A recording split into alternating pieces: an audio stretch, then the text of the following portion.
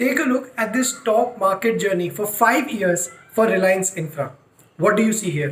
अगर आप इस चार्ट को ध्यान से देखें तो आपको पता चलेगा कि एक टाइम था जब रिलायंस इंफ्रा का स्टॉक कंटिन्यूसली नीचे ही आ रहा था। उसके बाद काफ़ी सालों तक Reliance infra became a penny stock. वो पेनी स्टॉक के अलावा और कुछ भी नहीं था। पर पिछले कुछ 1.5-2 सालों में कुछ ऐसा हुआ कि स्टॉक में कंटिन्यूसली एक अपसाइड आ रहा है। ऑलमोस्ट 200% ग्रोथ देखी गई है इस स्टॉक में पिछले 2 सालों में।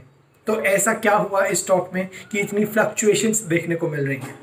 आने वाले टाइम में क्या ये ग्रोथ ट्रैजेक्टरी कंटिन्यू रहेगी या ये मोमेंटम खत्म हो जाएगा और स्टॉक नीचे आ सकता है? Most importantly, if you are an investor in this stock, what should be your strategy to deal with these movements? All of that and much more, let's find out in this video. सबसे पहले पूरे Reliance infra के business का एक financial snapshot मैं आपको दूंगा, वो भी केवल 4 नंबर्स के थ्रू। चलिए जानते हैं वो 4 नंबर्स कौन से हैं। First, 5-year revenue growth versus the industry. मतलब पिछले 5 सालों में रिलायंस इंफ्रा का जो रेवेन्यू है, जो आमदनी है, वो ईयर ऑन ईयर कितना % बढ़ा है और कंपेयर करेंगे हम पूरी इंडस्ट्री से। मतलब जो इंफ्रा सेक्टर है उसमें जो बाकी प्लेयर्स हैं उन्होंने कैसा परफॉर्म किया है versus Reliance infra. If you take this number, this is at -4% for Reliance infra. मतलब हर साल ऑन एन एवरेज 4% से उनका रेवेन्यू नीचे आता गया है। Is that a good sign? Probably not. But similarly, अगर आप इंडस्ट्री की बात करें तो इंडस्ट्री में बाकी प्लेयर्स का रेवेन्यू 4% बढ़ता गया है साल दर साल for the past 5 years. Now ask yourself this question. अपने आप से पूछिए, क्या ये एक फेवरेबल सिचुएशन है किसी भी बिजनेस के लिए? आपका जवाब डेफिनेटली नहीं ही होगा। Second number, 5-year profit growth. मतलब कंपनी ने रेवेन्यू तो अर्न किया पर क्या वो प्रॉफिट भी अर्न कर पा रही है? मतलब क्या वो अपनी कॉस्ट्स को कंट्रोल में कर पा रही है? आपको मैं बता दूं कि रिलायंस इंफ्रा का जो करंट प्रॉफिट है वो है ही नहीं। रिलायंस इंफ्रा एक लॉस मेकिंग कंपनी है, इसलिए जो ग्रोथ आती है प्रॉफिट में उसका हम डिस्कशन ही नहीं कर सकते, because Reliance infra is currently a loss making company. The third number, promoter holding. Promoters मतलब जिन लोगों ने रिलायंस इंफ्रा को ओन कर रखा है, जिन्होंने स्टार्टिंग में उस बिजनेस में अपने पैसे लगाए हैं, the owners of the company, how much do they hold in Reliance Infra? आपको शायद थोड़ा सा शॉकिंग लगे पर रिलायंस इंफ्रा में प्रमोटर होल्डिंग केवल और केवल 5% है, 5%। बाकी का सारा majority portion retail investors like you and me के पास है। अब हम जैसे रिटेल इन्वेस्टर्स के पास ज़्यादा इंफॉर्मेशन नहीं होता है बिजनेस के बारे में। Best people to have that kind of information are the promoters. और अगर प्रमोटर्स का ओनरशिप अभी 5% है तो ये आने वाले बिजनेस प्रोस्पेक्ट्स के लिए बहुत ज़्यादा अच्छा साउंड नहीं करता है। बट इसमें एक सिल्वर लाइनिंग ये भी है कि ऐसा कहा जा रहा है कि रिलायंस इंफ्रा में प्रमोटर्स अपनी होल्डिंग बढ़ाने वाले हैं टू अराउंड 20-25%। ये कब होता है ये देखने वाली बात है, पर अभी के लिए रिलायंस इंफ्रा में प्रमोटर्स का होल्डिंग केवल और केवल 5% है। चौथा number, market share of Reliance infra in the entire infra space.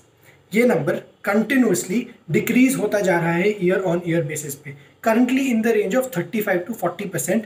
पर एक टाइम था जब ये नंबर क्लोज टू 60-65% तक हुआ करता था। अब ये चारों नंबर्स को लीजिए और एक स्टोरी बना के देखिए। रेवेन्यू साल दर साल नीचे आ रहा है, प्रॉफिट है ही नहीं क्योंकि कंपनी एक लॉस मेकिंग कंपनी है। प्रमोटर्स का होल्डिंग गिरता जा रहा है और अभी केवल 5% पे है, और मार्केट शेयर इस कंपनी का भी नीचे गिरता जा रहा है। तो overall I am not very convinced with these kind of business fundamentals. पर एक क्वेश्चन आता है दिमाग में, अगर रिलायंस इंफ्रा के फंडामेंटल्स इतने खराब हैं, अगर वो प्रॉफिट नहीं बना रहा है, अगर उनका रेवेन्यू गिर रहा है, तो पिछले 2 सालों में ऐसा क्या हुआ कि रिलायंस इंफ्रा का स्टॉक 3 गुना हो गया है? जानेंगे नेक्स्ट सेगमेंट में। चलिए, रिलायंस इंफ्रा एक ऐसा बिजनेस था जिसके ऊपर बहुत ज़्यादा डेट था, बहुत ज़्यादा कर्जा था, बहुत सारी कंपनीज का, बहुत सारे लोगों का। ऐसी सिचुएशन में रिलायंस एक पेनी स्टॉक बन गया था, जो हमने पहले सेगमेंट में डिस्कस भी किया। अब इस सिचुएशन को देखते हुए रिलायंस इंफ्रा का एक केस चल रहा था against Delhi Metro Rail Corporation, which was ruled in their favour by the Supreme Court. What happened? अब ये केस जीतने के बाद Supreme Court said that Delhi Metro Rail Corporation will have to pay close to 2 to 3,000 crores to Reliance Infra as a part of this case. Reliance Infra के chairman mister Anil Ambani said that as a result of this, Reliance Infra can become debt free as well. For a business that was suffering with huge debts, think about this. एक ऐसा business जिसके ऊपर बहुत ज़्यादा debt था, and then the chairman says कि Reliance Infra debt free बनने वाला है। It was exactly because of this reason market में रिलायंस इंफ्रा के लिए जो सेंटिमेंट था वो बहुत ज़्यादा पॉजिटिव हो गया, क्योंकि उनका जो डेट लेवल्स है वो एकदम से काफ़ी नीचे आने लगे। और इनफैक्ट अगर हम उनके पूरे बिजनेस का एक स्वॉट एनालिसिस करें, strength, weakness, opportunities and then threats, तो जो बिगेस्ट स्ट्रेंथ है रिलायंस इंफ्रा की, that is a continuously decreasing debt on year basis. और अगर वो इसको अपने फेवर में यूज़ कर पाए और बिजनेस को ग्रो कर पाए तो आने वाले टाइम में काफ़ी फेवरेबल सिचुएशन प्रूव हो सकती है ये रिलायंस इंफ्रा के लिए। चलिए, let's now talk about their weaknesses. We have discussed in the past segment their business fundamentals are not strong right now. Their revenue is not gaining pace at the moment. They are a loss-making company, hence that is the biggest weakness for Reliance Infra. अगर आप opportunities की बात करें तो infra sector एक ऐसा sector है जो कि कोविड के वजह से बहुत ज़्यादा अफेक्ट हुआ था। जैसे जैसे इकोनॉमी अनलॉक हुई और सारी डेवलपमेंट्स, सारा रूटीन वापस आने लगा, the infrastructure sector is poised to grow in the future. Hence this is one of the biggest opportunity for Reliance Infra. Growth in the infrastructure sector and that growth coming over, spilling over to the growth of Reliance Infra as well. अगर infrastructure sector की growth होती है तो natural सी बात है कि Reliance Infra को ज़्यादा से ज़्यादा projects मिलेंगे जिससे उनका भी growth होगा.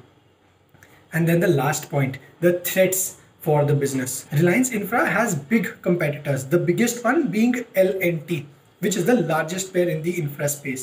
But उसके अलावा भी right now there are a lot of macro conditions जो कि पूरे इंडस्ट्री के फेवर में नहीं है। इन्फ्लेशन ऑल टाइम हाई पे है, ग्लोबल सेंटिमेंट्स बहुत ज़्यादा नेगेटिव हैं, वॉलेटिलिटी मार्केट में बहुत ज़्यादा है।